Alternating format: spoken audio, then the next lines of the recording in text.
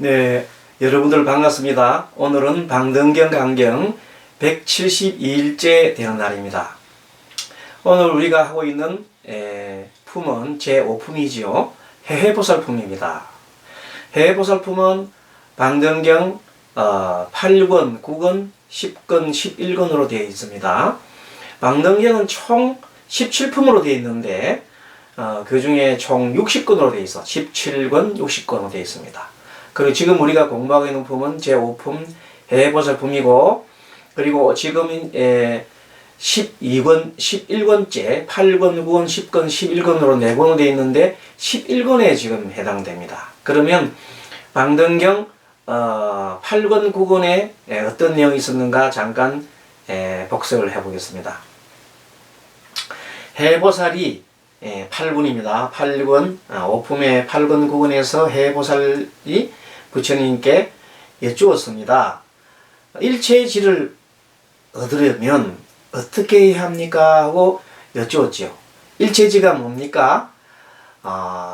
일체지는 모든 삼라만상에 있는 모든 것을 모르는 것이 없습니다. 과거, 현재, 미래를 통해서 도대체 모르는 것이 없이 다 아는, 일체를 다 아는 것을 일체지라고 합니다. 그것을 정변지라고 하죠. 정변지. 열의 10호 중에 부처님의 명칭 중에 10가지 명칭 중에 열의 10호 중에 나오는 말이 되겠죠. 자, 그러면은 정변지가 일체지라고 그랬는데 일체지를 얻으려면 어떻게 해야 합니까? 하고 여쭈었을 때 부처님께서는 그렇게 하려면 정인삼매 들어야 한다 하고 했습니다. 정인삼매. 정인이라고 하는 것은 정자가 깨끗할 정자예요. 부처님과 같은 똑같은 청정한 마음을 가지는 것을 그런 깨끗한 마음을 정자라고 해요. 그리고 인, 도당세길 인자. 그러니까 부처님의 마음, 청정한 마음을 그대로 받아내는 그러한 깨끗한 마음 상태를 정인삼매라 한다. 그렇게 합니다.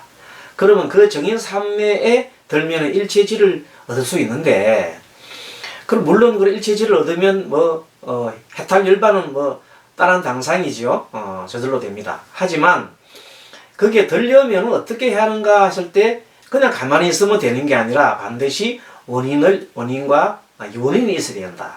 어떤 원인을 지어야 합니까?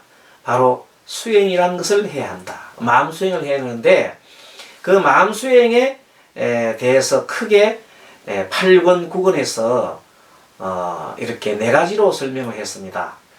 즉 마음을 처음에 어떻게 마음을 두어야 하는가, 마음 두는 법이 가장 중요한 거거든요. 어떻게 마음을 두어야 하는가에 대한 자세한 설명을 하고 있고요. 두 번째는 마음을 짓는 법, 어떻게 마음을 지어야 하는가. 마음을 두는 것도 잘 하였지만 마음을 짓는 것도 잘 지어야 하거든. 마음을 짓는 법. 그리고 이제 그 마음을 두고 지은 것을 잘 관찰하는 것을 어떻게 하는가. 알아차림하는 거 말합니다. 그리고 마지막으로는 그 관찰하고 한 것을 뭐에 비춰봐요? 법에. 부처님의 진리 법에 비추어서 어떤 어긋남이 없는지를 이렇게 보는 겁니다. 그렇게 했을 때 완전한 일체지에 도달할 수 있다 이렇게 말씀하셨습니다. 그리고 이제 그런 부처님이 말하는 부처님이란 도대체 어떤 것을 말하는가에 대한 또 설명도 하시고, 그리고 이제 10권에 그것을 8권, 9권에 이렇게 걸쳐서 설명이 길게 나옵니다. 그리고 10권에서는 주로 대성에 대한 얘기가 나옵니다.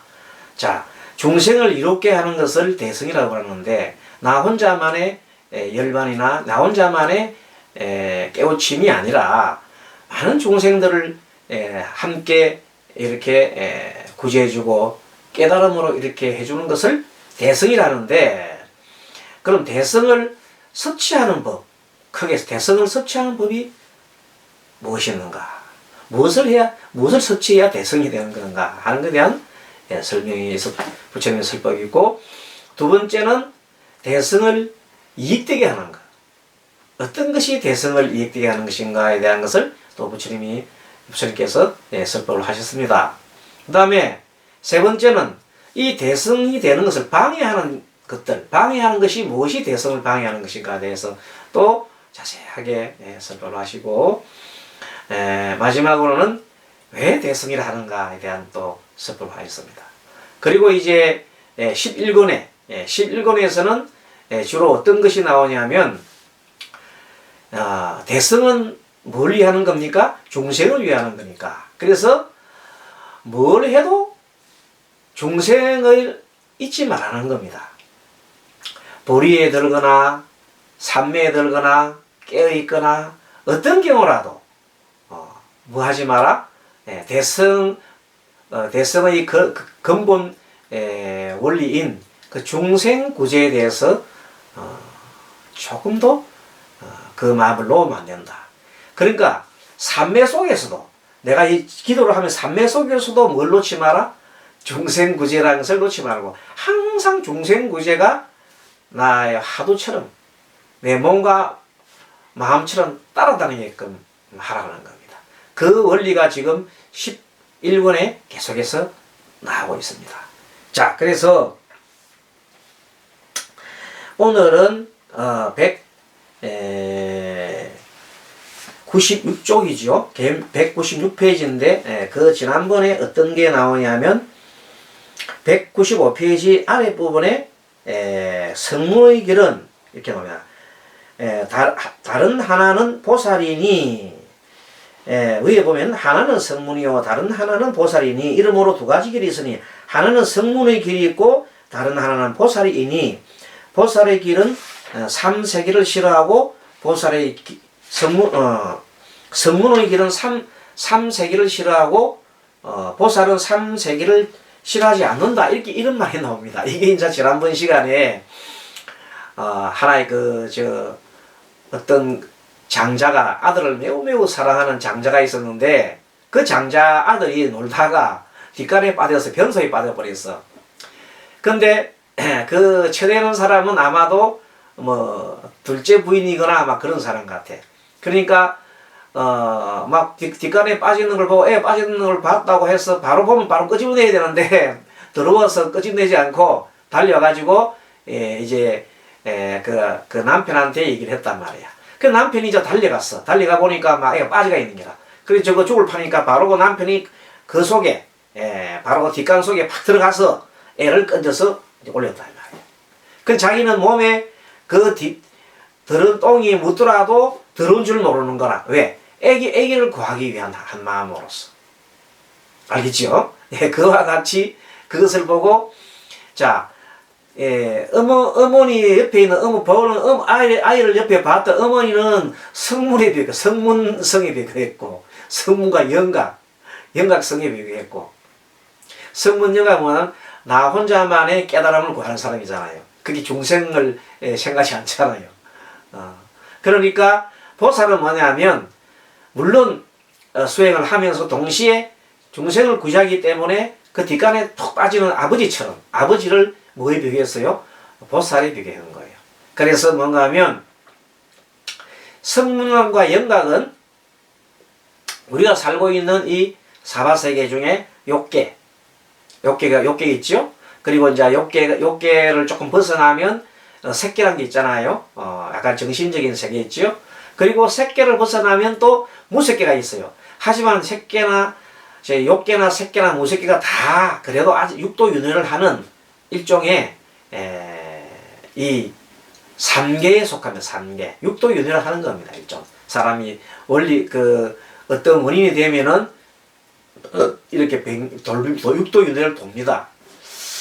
자, 천상에 태어나기도 하다가 또 그 복이다 하면 인간세에 태어나고, 또 그 복이다 하면 뭐 그 지옥이나 또 축생이나 악이나 이런 데로 계속해서 이렇게 돌아가는 것을 육도윤회라 그러잖아요. 그런데 이 육도윤회가 그 자체가 싫은 거야. 그것을 마치 뭐처럼 생각해? 아까 뒷간에 똥 묻은 것처럼 들어가니까 아예 싫어하는 거야. 누가? 성문성들은. 그래서 중생이 빠져 있어도 구하고자 하지 않고 자기 말에 열반만 추구하는 사람을 우리가 소승이다 이렇게 얘기하는 겁니다. 그런데 대성에 와서는 그렇지 않다는 겁니다. 설령 내가 같이 어디에 빠져? 같이 뒷간에 빠져 있더라도 그 중생들을 구제하고자 하는 그 마음으로 해서 구제할 뿐이다는 거예요. 절대 그게 생색나지 않는다. 내가 뭐 구제해줬다 해서 내가 뭐 잘났다고 생색하는 것도 아니다는 겁니다. 아시겠죠? 자, 그러한 얘기로 성문의 길을 3개를 싫어하고 보살의 길은 3개를 싫어하지 않으니라 이렇게 표현을 한 겁니다. 이해하셨죠? 자, 그러면 감경을 계속하겠습니다. 196조 위에서 두 번째입니다. 선남자야, 보살이 공, 무상, 무언을 닦아서 여러 세계에 다녀도 여러 세계에 떨어지지 아니하나니. 그러니까 보살이라는 것은 아무리 그 진흙 속에 빠져 있어도 그 진흙 속에 그대로 그 물들지 않는다는 뜻입니다. 이미 세계에 떨어지지 않고 또 중생을 그한 또 정입니다. 떨어지지도 않고 정을 취하지도 않나니. 정을 취했단 말하면 성문성 같으면은 고요한 그 고요 속에, 적정 고요 속에, 그 자기 혼자만의 고요 속에 들어가서 연락의 세계에 들어가 있는 거야. 그런 것을 취하지 않는다는 겁니다. 누가? 보살은 그런데 즐기고 있지 않겠다는 겁니다. 그런 즐기는 것을 미루고 먼저 뭐를 구해요? 중생부터 구하겠다는 겁니다. 그 열반의 즐거움은 아직 그 정을 하지 않겠다는 겁니다. 그래서 보살은 뭐냐면 이런 것입니다. 내가 성부를 미룬다. 성부를 미뤄. 왜? 중생 구제가 더 급선무기 때문에 성부는 뒤로 미루겠다는 겁니다. 그것이 대승의 원리입니다. 그래서 3계에서 다니는 것은 방편이요. 3계, 욕계, 색계, 무색계를 이렇게 윤회를 하는 것도 보살은 방편으로, 중생구제한 방편으로 다닐 뿐이다. 하지만 정을 취하지 않는 것은 지혜다. 만약에 내가 정을 취해가지고, 정을 취해서, 정이라는 것은 뭐냐면 열반에 들잖아요. 열반에 결이 들어가서 중생구제하지 않고 나는 열반에 취해서 들어가 있는 자체는 그 취하지 않는 것은 바로 지혜다. 무슨 지혜? 중생을 구하기 위한 지혜다. 그렇게 얘기하는 겁니다. 선남자야 보살 마살은 온갖 법을 관찰함에 차별이 없느니라. 법을 평등하게 관찰한다면 중생도 평등하며 이같이 평등하다면 열반까지도 평등함이니 이것을 지혜라 하며 만일 중생을 평등하게 관찰하고서 열반을 정득하지 않으면 이것을 방편이라 한다. 그러니까 그 사람, 그 보살이 열반을 정득할 줄 몰라서 한 게 아니라 그 정하는 자체를 미룬다는 겁니다. 뭐 때문에? 중생구제를 위해서 더 미룬다 하는 겁니다. 중생구제를 위해서 미룬다. 방편이다 이 말. 그래서 청정하게 은혜로 보시함을 지혜라 하며 서은을 세워 해양함을 방편이라 하느니라. 그래서 보통 보면 봐요. 우리가 그 중생에 대한 아주 지극한 사랑이 있잖아요. 그런데 열반에 들어가면 돼요. 그 사람도 벗어나야 되잖아요. 사랑에 대한 집착이라는 것도 벗어나야 하는데, 이 보살은 중생 마치 어미가 자식 배고픈 자식만 보면 젖을 먹이려 하고 막 그냥 자기 온몸을 버리서라도 그걸 구제하려 하잖아요. 바로 그 마음을 낸다는 겁니다. 중생을 위해서. 그러니까 내가 뭐가 안 해도 좋다. 내가 성불 안 해도 좋다는 겁니다. 성불 안 해도 좋아. 아시겠습니까? 성불을 밀어 좋다는 거야. 뭐가 문제야? 중생 구제가 문제라는 겁니다. 참 얼마나 대지혜입니까? 대지혜. 그러한 것이 보살의 길이다. 그런 겁니다. 그래서 세존이시여 어떤 것을 청정한 지혜라 하며 청정한 방편이라 합니까? 하고 이제 그래서 이게 이런 말이 나옵니다. 만일 중생을 평등하게 관찰하고서 열반을 정덕하지 않으면 이것을 방편이라 하며, 그렇죠. 아까 얘기했죠. 청정하게 은혜를 보시함을 지혜라 하며, 청정한 은혜로 보시함을 지혜라 하며, 서운을 세워 회양함을 방편이라 하느니라. 회양은 모든 중생을 위해서 돌린다는 겁니다. 자, 그래서 이제 세존이시여 해보살이 얘기했습니다. 부처님한테 어떤 것을 청정한 지혜라고 어떠한 것을 청정한 방편이라 합니까? 하고 물었어요. 그랬더니 부처님께서 선남자야, 보살이 나와 중생과 수명을 장부 없음을 보는 것을 지혜라며. 그러니까 나와 중생과 수명을, 그렇게 나라와 보살이 나라는 것과 중생이라는 것과 또 수명이라는 길고 짧은 거 아닙니까? 그 수명이라는 것을 장부 없음이라, 이때 장부라는 것은 어떤 의미냐 하면, 보통 그 대장부 이렇게 하면 굉장히 어떤 명예를 추구하잖아요. 그러니까 그때 장부 없음이라는 것은 보면 이때 문맥상 보면 어떤 명예를 추구하지 않고 상을 내지 않고 막 이렇게 해석하는 것이 좋겠습니다. 보는 것을 지혜라다. 자, 상이 없는 겁니다. 상이 없음, 집착이 없는 것을 지혜라 하며, 공함과 바로 이어지잖아요. 공함과 모양 없음과 원 없음을 닦아서 바로 이어집니다. 공함이라는 것은 텅 비어 있어서 모든 것은 원인과 결과에 따라서 이렇게 진행되고, 어떠한 일이 있더라도 인연에 수순해서 사는 삶을 공적인 삶이라 그런다. 그리고 모양 없음과 이때 모양 없다는 것은 뭐냐면 상을 내잖아. 상. 그러니까 이때 이제 모양 무상이라는 뜻인데, 모양 없음 이렇게 번역해 놓으니까 갑자기 뜬금없이 보이는데, 무상, 즉 상을 내지 않는다. 어떤 집착하는 마음을 내지 않는다는 뜻입니다. 그리고 원 없음을 닦아서, 원도 뭐냐면 어떤 바라는 마음, 생색내는 마음, 이런 것들입니다. 닦아서 원 없음을 닦아서, 그 생색내지 않는 것을 닦아야 여러 착한 뿌리로서 중생에게까지 함께 보리로 회양하기 원하는 것을 방편이라 한다. 그러니까 이제 모든 것을 중생을 위해서 하는 것을 방편이라 한다. 이렇게 보면 되겠습니다. 자, 선남자야, 중생들의 상중하 근기를 아는 것을 지혜란다. 중생이 상근기인지 중근기인지 하근기를 탁 보자마자 뭐예요? 아는 것을 지혜란다 말이에요. 그래서 이것을 우리 마음으로서 타심통이라는 게 있잖아요. 사람 마음을 딱 보면 타심통이라는 것을 보면 알 수 있잖아요.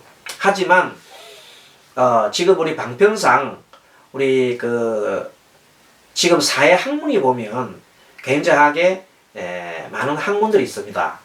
사회학 보면 자 관상이죠. 관상, 심상학이라는 것도 아래 사회 학문입니다. 관상학과 심상학이 있고 미래 예측학 중에서 보면 사주명리라는 것이 있어요. 그건 요즘 학문입니다. 그런 게 보면 그 사람의 어떤 생년월일을 정확하게 이렇게 보면은 그 사람이 뭐가 나와요? 그 사람의 마음의 그 습성, 과거부터 내려도 마음의 습성이 이렇게 나옵니다. 거기에서부터 상중하근기를 우리가 알 수가 있습니다.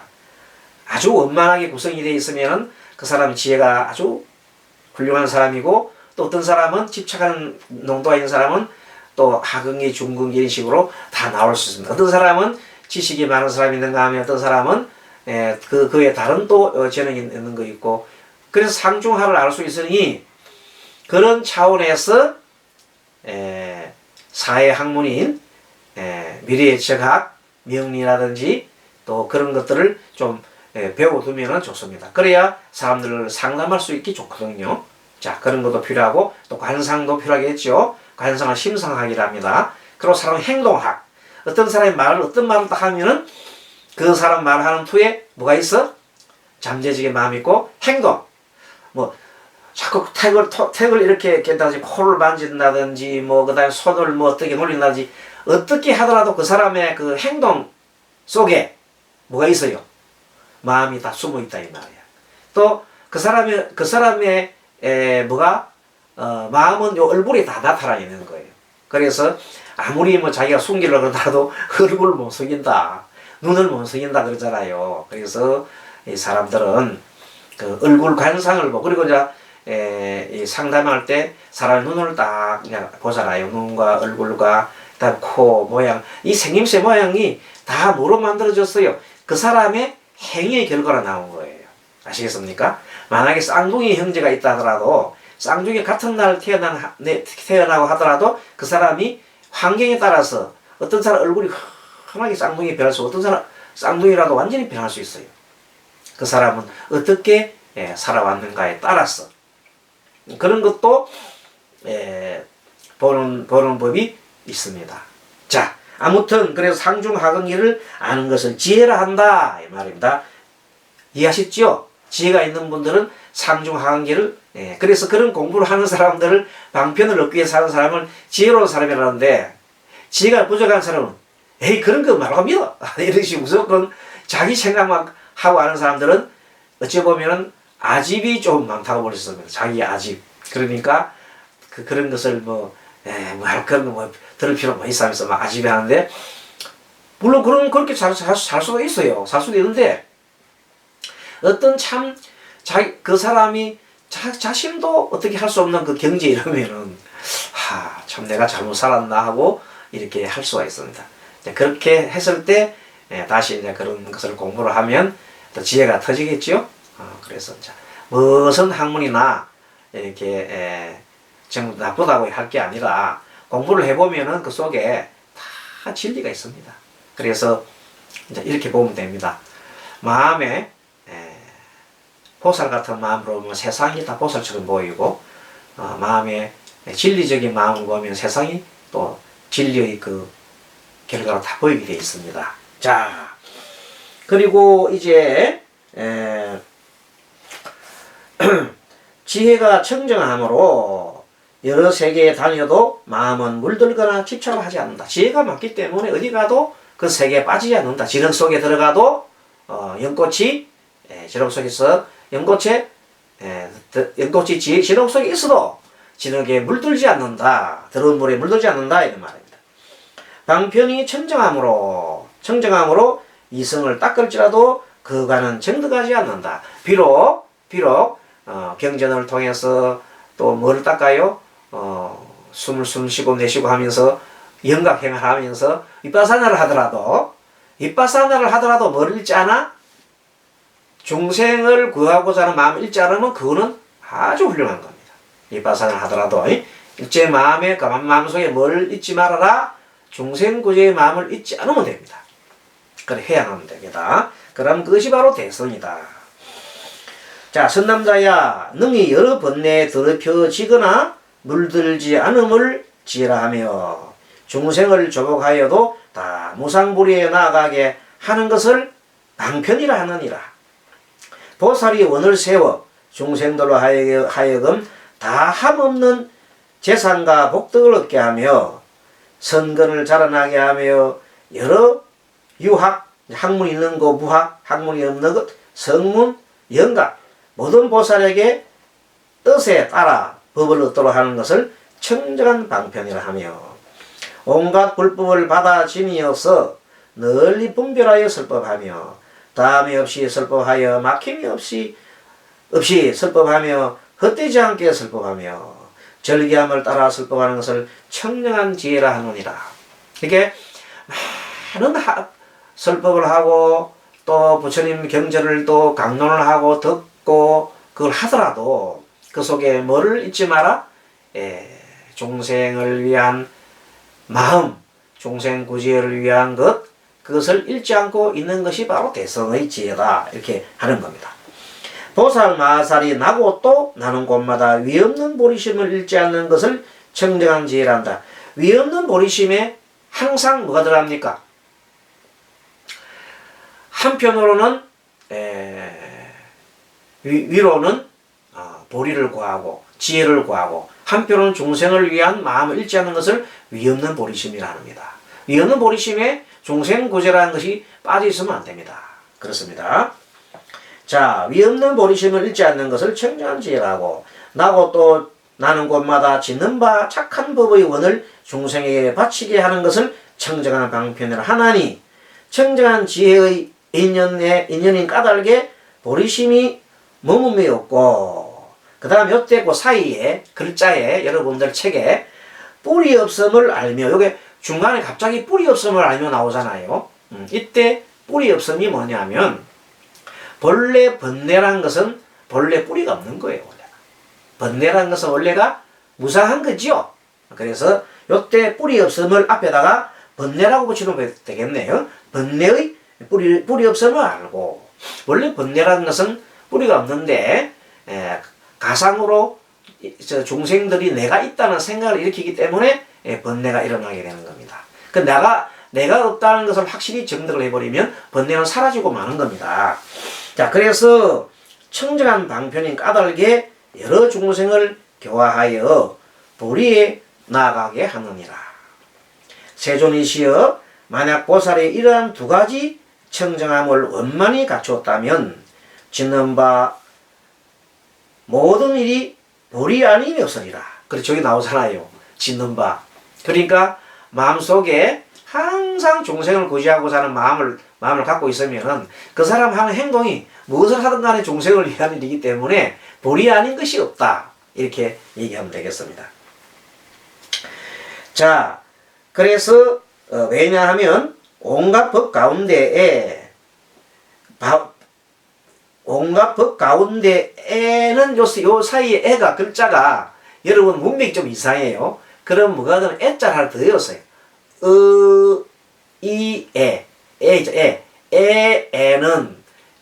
애는 그래요. 애는 아시겠죠? 다시 말합니다. 법 가운데 애는 애자를 하나 더 이라니까. 이 말고 이. 그 애자가 뭐냐면 날일변에 한일자를 이렇게 쓰는 겁니다. 한일자. 그래서 그걸 애가 어두울 구름길 애랍니다. 구름길 구름길 그렇게 즉 그 법 가운데 구름이 낀다 이 말이에요. 그렇게 하면은 그 문맥이 이어져. 다 어둡고 막힘이 있나니 말이 되지요. 그 앞에 보면 애자가 빠졌다. 애가 뭐냐? 구름길 애자를 하나 집어넣어요. 그러면 애는 다 어둡고 막힘이 있나니, 어둡고 막힘을 헐기 때문에, 그래서 어둡고 막힘을 헐어보여야 되기 때문에 곧 보리가 되는 것이니라. 그러므로 보살은 언제나 보리를 멀리 여의어 내가 보리를 버린다 하면 이 사람은 마땅히 보리를 얻지 못할 줄 알며, 그렇게 진짜 보살은 내가 보리를 여인다, 보리를 이제 벗어나 버렸다, 이렇게 하면 보리를 벗어난 줄 알고, 또 나는 이제 보리를 지닌다, 나 이제 보리를 지내야 되겠다 하면은 또 보리를 지니게 될 것이니 그럽니다. 그렇게 해서 보리를 지닌다는 것을 생각하면 그 사이에 콤마 사이에다가 이 사람이 보리는 하고 그 사이에 사이표를 집어넣어서 보리를 지니게 될 것이니 이렇게 같이 해놨어요. 그게 이제 이 해석하신 분이 전체 글을 해석하신 분이 좀 줄여서 하느라고 이걸 빠뜨린 것 같습니다. 그래서 다시 말합니다. 내가 보리를 버린다 하면 이 사람은 마땅히 보리를 얻지 못할 줄 알 것이며, 만약 나는 이제 보리를 지닌다는 생각을 하면 보리를 지니게 될 것이니 이렇게 해야 문맥이 바르게 됩니다. 자, 그렇게 해서 다음 시간, 그리고 이 사람의 보리는 깨끗함과 깨끗하지 아니함이 자제함이 있으리라. 그러나 깨끗하지 않음이 있으리라 이렇게 해버리면 문맥이 너무 여러분 생각할 때에 깨끗함과 깨끗하지 않음이 있다 이러면 좀 이상하잖아요. 그러니까 깨끗함과 깨끗하지 아니함에 자제함이 있다 이 말. 그러니까 내 말이 보리를 가지리라 생각하면 보리가 있고, 보리심을 가지지 아니라 하면 보리심을 가지지 않는다는 겁니다. 왜 그래요? 중생구제를 위해서. 중생구제를 위해서는 보리심을 가지지 않고도 중생과 함께 어떻게 들어가요? 같이 이렇게 진흙 속에 들어간단 말이야. 그러면서도 내가 보리를 가지고 있다 생각하지 않는다 이 말이에요. 그럼 보리를 가지지 않으며, 그런데 또 종생을 구제하기 위해서 또 보리를 내겠다 하면 또 낼 수도 있다. 그렇게 자유자재로 할 수 있다는 겁니다. 어디에도 머무는 법 없이. 대단하죠? 그것이 보살의, 큰 대성보살의 큰 원리다. 여기까지 공부를 하고 다음 시간에 뵙도록 하겠습니다. 여러분 강경 잘했습니까?